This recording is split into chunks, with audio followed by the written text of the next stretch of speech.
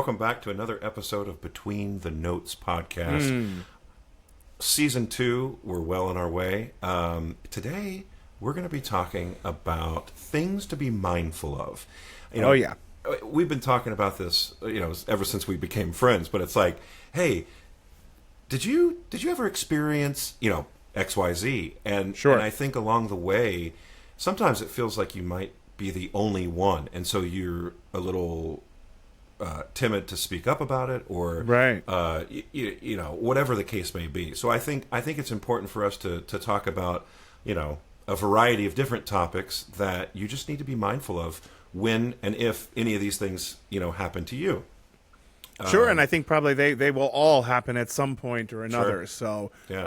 So let's get into this, right? So say you're you're in undergrad or even in high master's school for that level, or in high school, and you're that's true. I wasn't even thinking about that because I was but in choir essentially is what we're talking about here. Yeah. And just because maybe you're a good musician and a good sight reader and you have a good ear, you might be encouraged or just told to sing some of the trickier parts, like, an alto part or a soprano 2 part or tenor 2 part. All these kinds of where the harmonies can be a little bit tricky. And it might be just far enough outside of your vocal comfort range.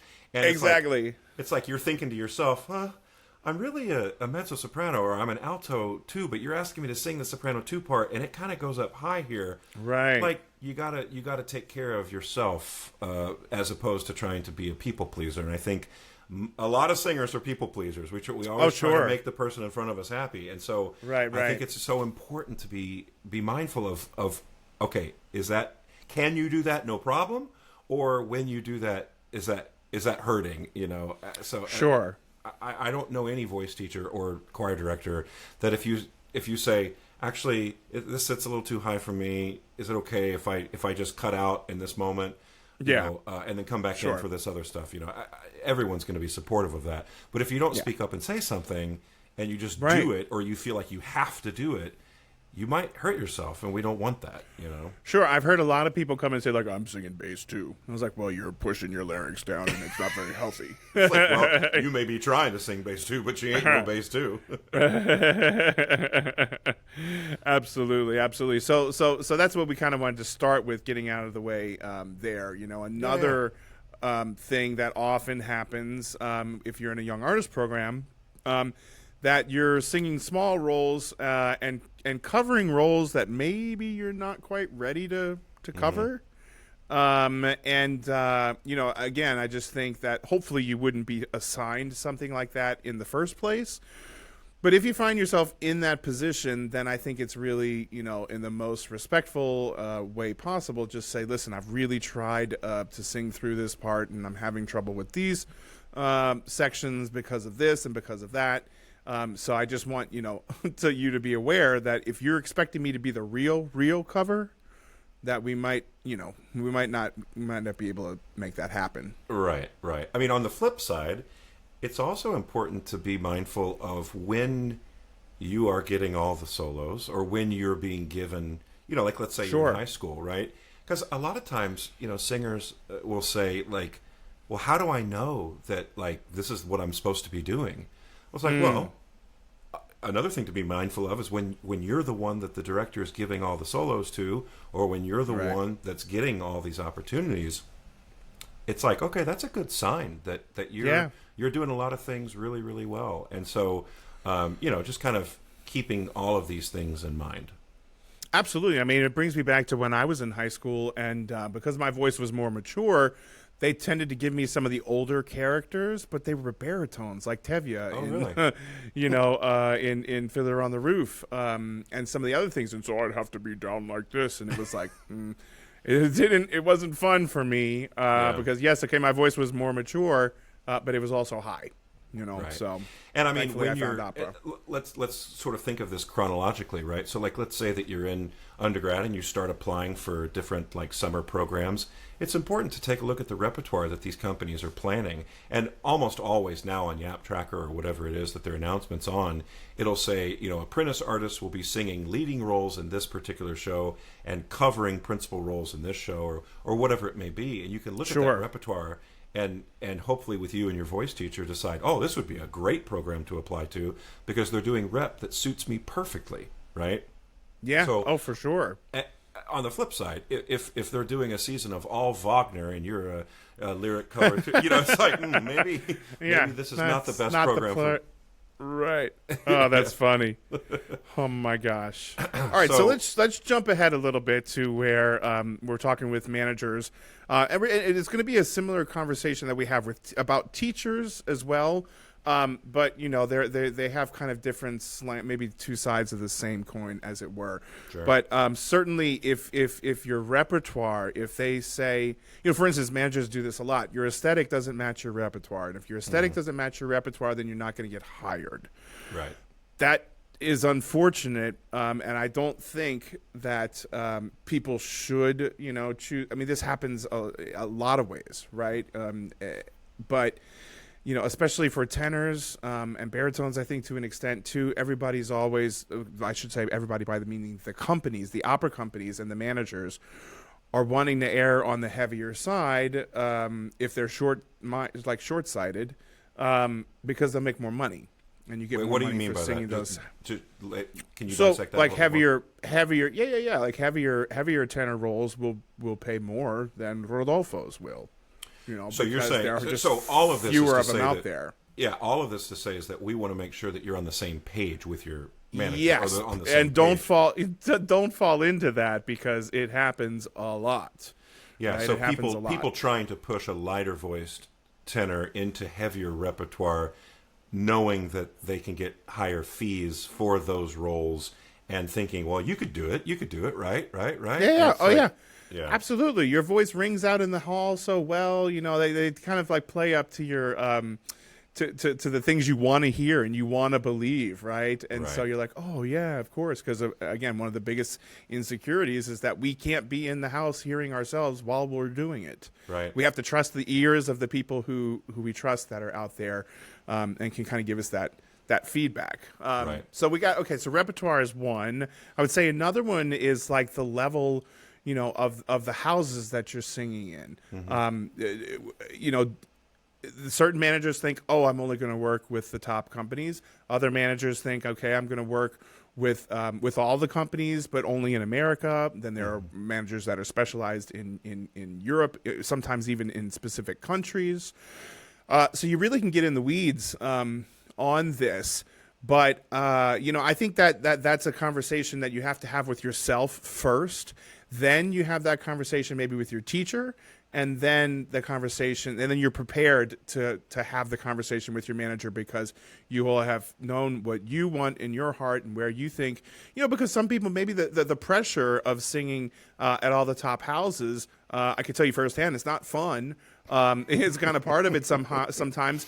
But it's just the way that you go. I mean, but I think a lot of people say, "Oh, I'm going to sing at the Met. That's my, and I'm in college and I'm going to do this and stuff." And well, in 10 years down the line, I'd just be happy to be singing anywhere. Right. Making it as a professional singer. I do want to dispel this myth because I think oftentimes singers, especially, make the assumption that a tiny small company would be the best place to try out a new role. And having tried out new roles in very small companies, but also having tried out roles in very large companies, I can tell you that with my own personal experience, it was so much more confident building and supportive to try out the role in the biggest house that I've ever sung in, because you're immediately surrounded by the highest level of music staff, and so the coaches that you're getting, the colleagues that you have on stage with you, the orchestra that you're singing with, the conductor that you're working with, the director that you're working with, they're all assumably of the highest level. And so for me, that always made me feel so much more supported and confident in doing a role for the first time, as opposed to when you're at a smaller company where, well, they try to save money, so we're not going to have a director with much experience, or we're not trying, we're going to try to find the best we can, but we can't afford to, and maybe there is no music staff at all, right? And it's a big difference when you're, I would just say it's such a big difference when you're on stage, let's say singing with the orchestra for the first time, like in the Sitzprobe, or doing an orchestra dress. At a big house, you're going to have a team of assistant conductors in the house taking notes and talking to you afterwards, saying, "Hey, listen, this section here, just make sure, blah, blah, blah, blah, blah, blah, blah," right? Whatever it is. Yeah. At a small company, they can't afford to have any. It's the conductor, right. And the conductor may or may not be communicative with the stage, or maybe more interested in dealing with the orchestra because it's a pickup group and they've never played the score before. So there's a variety of different things that can go into play with that. Yeah, absolutely. Okay, so let's look at some other options here. If you're pursuing a solo career and you're trying to take extra gigs, maybe between, whether it's a choral gig or because whatever. Hashtag life. Yeah, you need money. Exactly. I mean, right. Absolutely. And, again, we had a great episode about adjacent and correlating careers with Dana Lynn Varga last season. I think that's a great opportunity to just keep in mind that whatever that's going to be, try to have it like the least amount of vocal wear and tear, because we want to try and stretch out that longevity of your voice as long as possible. Yeah, I mean, there are certain church gigs, for example, that you can take where they let you sing with your real voice. And so you feel like, okay, no big deal. And there are some church gigs where it's just the one call on Sunday and you show up before for a little rehearsal. But then there are other ones that require a 2-hour rehearsal on Thursday night. And let's say it's a very specific type of music that they're presenting. And so they want all the soprano ones to straight tone, or they want, right. So all of a sudden, this starts to take wear and tear on the voice very quickly. As opposed to and then you're gonna spend money with your teacher trying to like iron out those kind of like creases that came into your technique and into your voice because you were having to sing in a way that was not the same as what your classical free and if voice would be. Yeah, if you're for example passionate about teaching and you start teaching high school students, it's on one hand.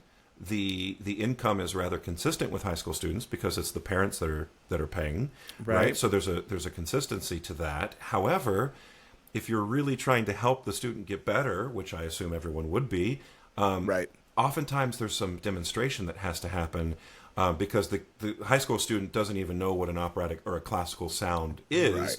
And so, or flip side, if they're working on all this musical theater stuff, and let's say that you're inclined towards that as well, all that demonstrating and trying to help them see, like, no, not like this. Try it like this. It can be very tiresome, on the voice. So just be careful about that. All right. So kind of in line with what we were talking about with the managers, how about the teachers, right? Oh, because teachers can sometimes do the same thing, especially with younger singers. They're like, oh, well, why don't you, look at this questa quella, or, kind of or like Germont aria, something. And you're like, well, there's probably about 3 or 4 more things that are easier and better for a young singer that you should start with, before that. And I think one of the big red flags might be if after a voice lesson you're consistently feeling vocally exhausted, maybe it like hurts, it's a little raw. And this may sound obvious, but I have heard and worked with singers who were like, oh, yeah, I studied with that teacher and they kind of like wore me out. And I have a current student, no names, but I have a current student who studied with a very famous singer turned teacher who ended up with polyps and nodes, and they had they had to go into rehabilitation. So I don't think any of these things necessarily happen on purpose. Like, I don't think that there's any voice teacher out there that's trying to hurt a singer in front of them. Right. But, oh my gosh, you have to take care of number one first. And so, like you're saying, Brian, if you're the student and you're feeling vocally, if it hurts and you're like vocally exhausted, physically exhausted is something different. Or mind, like your mental, you can get to a place of like, oh, my brain feels fried. Okay, that's fine. But vocally, you got to take care of yourself. Yeah, if it's starting to hurt, if you're getting hoarse, if any of this kind of stuff is happening, like press pause. Reevaluate. Yeah, talk with the teacher. I mean, I know oftentimes it's hard because of the teacher-student relationship and grades and egos and all this kind of stuff. But, you're the one who's paying for these voice lessons, and you have a right to say, I'm sorry, but this doesn't feel right to me. 100%. And then go talk to the area coordinator and maybe just like try and get a lesson with another teacher, talk a little bit about the technical approach that you are. I mean, I was given a lesson the other day, and I thought the student was just kind of fighting me on everything that I was saying because it was different what the teacher told them before. And I was like, well, there are different philosophies and there are different techniques. And if you want to study with somebody who teaches more of that, you're more than welcome to do it. But this is what I teach. Absolutely. And there's the picture of me on all the stages of the world. So there you go. Not to be a jerk, but I was kind of like, you're kind of putting me on the spot here, and I don't know why. Like, did you Google me at all? I don't know. I mean, I don't want to sound arrogant in any way, but I mean, this day and age, if you're going to look for a voice teacher, and with social media and everything else, you can totally find out a lot about this person's career and teaching that costs nothing. Right? Just get on your computer or your phone, and you'll find out a lot of information. Go to YouTube, see what this, and if that singer, the person who you're hoping to study with, if their singing resonates with you, well, then good, and just go with it and give them some time and go with an open mind to kind of to do that. And so, likewise, if your teacher thinks you should be singing a certain rep, and this is for older students, I think once you've kind of understood what your rep is, but if you think your rep is one thing and your teacher thinks your rep is another thing, you're going to have some issues here. So that's another kind of conversation that has to be had, very, very openly. And I know a lot of, especially young singers, come in with like, un bel dì and visitarte and all these things like, oh, I heard this aria. Is like, wow, yeah, that's wonderful. Let's start with Vedrai Carino, In fact, exactly let's right. start with Se ben crudele, something like this, and then work up to it. Yeah. But that being again, said, I spent the first few years of my career singing almost exclusively Handel and Mozart and bel canto, and it wasn't until my manager and then my current teacher started encouraging me, like, have you looked at some of the Verdi stuff? Have you seen how that would feel in your voice? Oftentimes it does require the people on your team that you trust to encourage what would maybe previously been thought of as like, well, I don't want to sing too heavy too soon or anything like that. Right. But the voice can be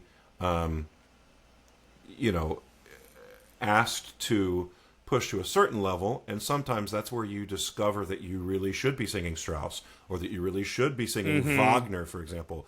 But I think it's super important to have that open line of communication between your coaches and your teacher and your manager and whoever else is on your team, to let them know, like, oh, yeah, I took a look at it. It does not feel good. I don't know what I'm doing. Well, all right.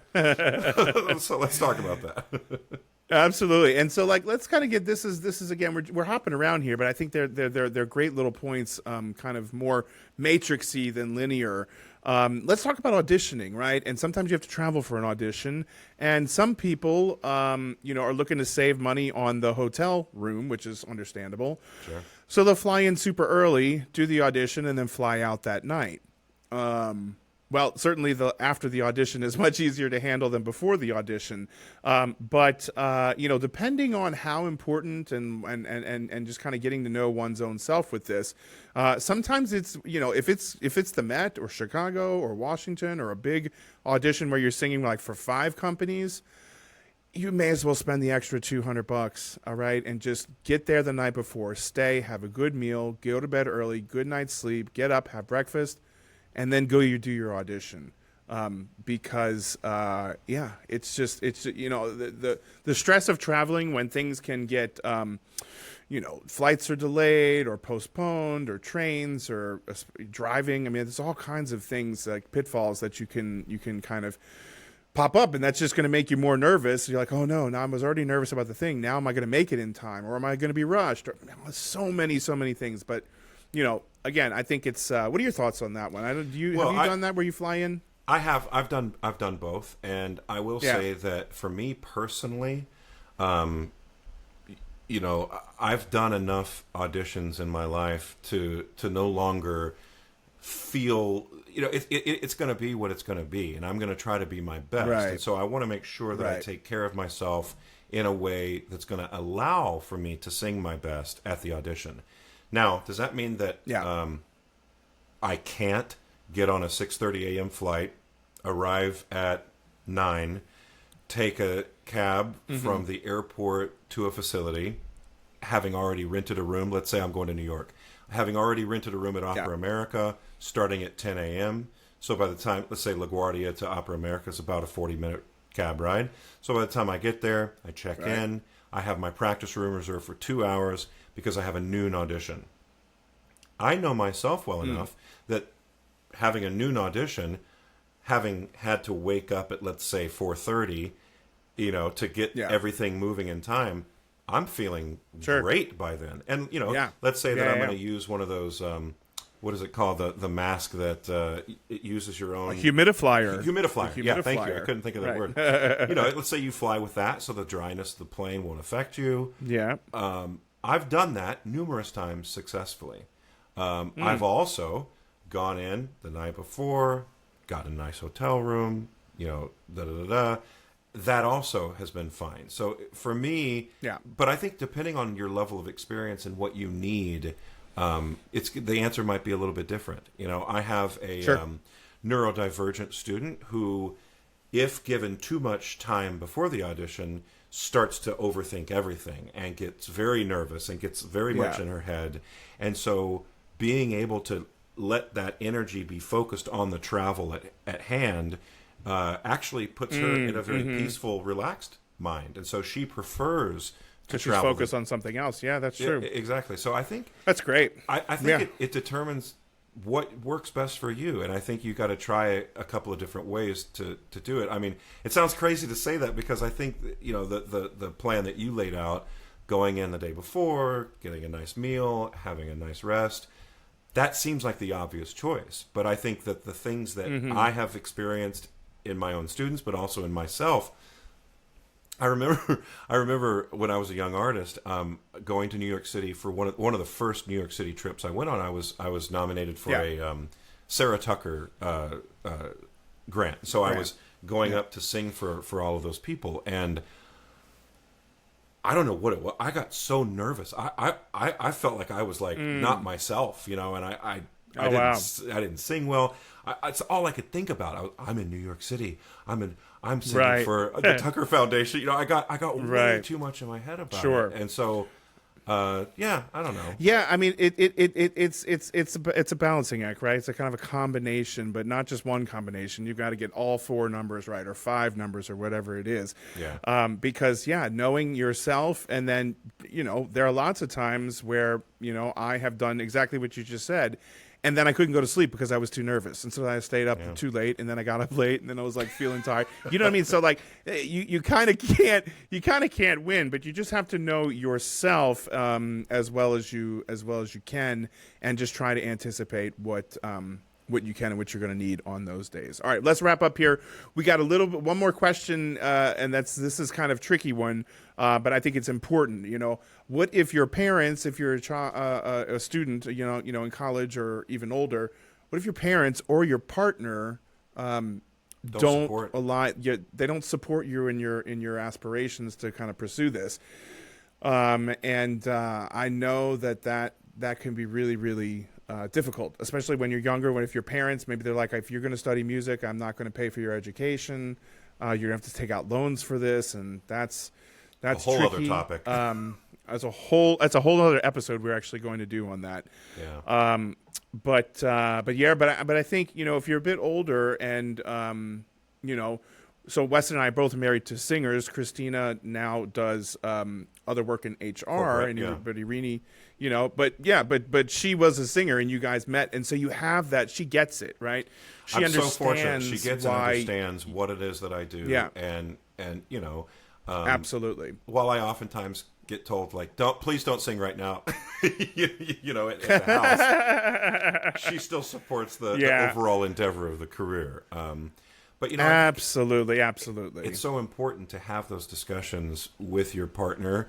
Look, this is what I want to do, and if you, as a young singer, aren't quite familiar what a career actually looks like. Because I think a lot of times people are surprised themselves by how much travel is involved and how much time away from your family is involved.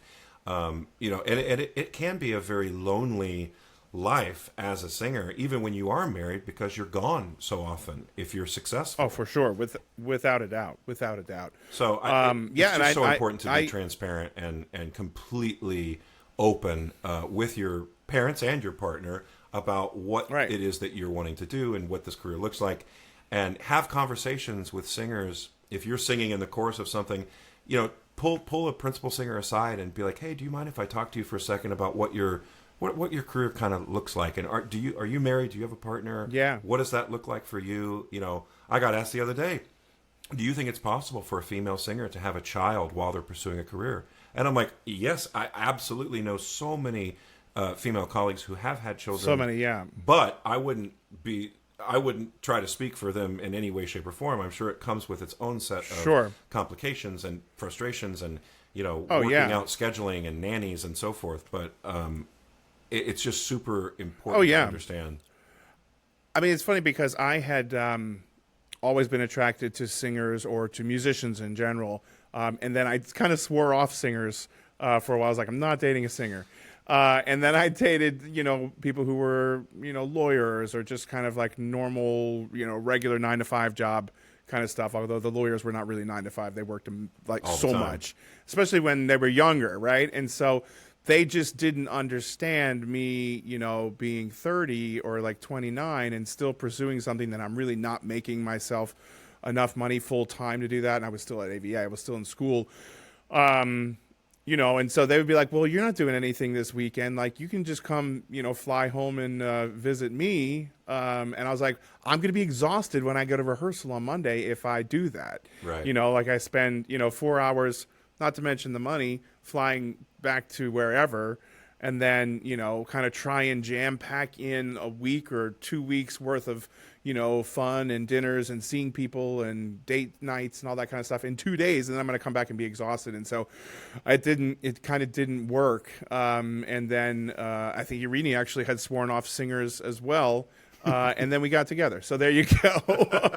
And it's been great. And it's wonderful. I mean, we've been able to sing concerts together. We teach together, and so we really, we really work well really that way. For you. Yeah.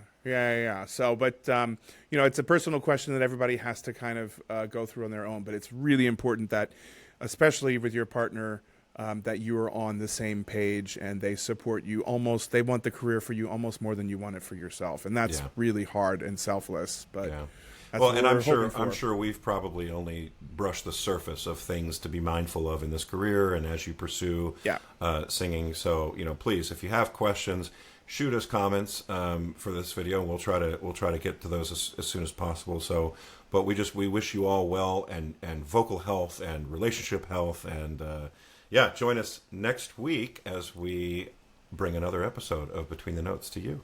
See you then. Thanks so much for joining us on Season 2 of Between the Notes podcast. Please remember to like and subscribe to our videos, and we will see you next time.